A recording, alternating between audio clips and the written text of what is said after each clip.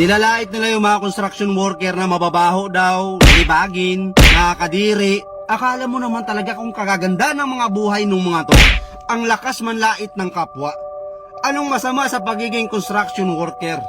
Construction worker ka man o naman trabaho mo basta hindi ka nagnanakaw, marangal na trabaho yan. Ang hindi lang marangal, itong utak ng mga taong to na walang ibang laman kundi ang manlait ng kapwa na akala mo naman talaga ang gaganda ng mga buhay. Pati mukha, di ba? Kala mo kung sino maganda yung mga babae dyan? Hindi ko na lang ipangano dito yung mga mukha eh. Baka mamaya magsipagpalagan, mag-iyakan naman yung mga yan. Yung mga babaeng diring-diri sa mga construction worker na lagi na lang pinupost sa TikTok, kahit dito sa Facebook, na pass sa mga construction boy. Nakakadiri sila, ang babaho nila. May mga vlogger dyan, kilala nyo na yan, kahit di ko nasabihin, napanood nyo rin naman yan. Grabe, diring-diri, wow ha.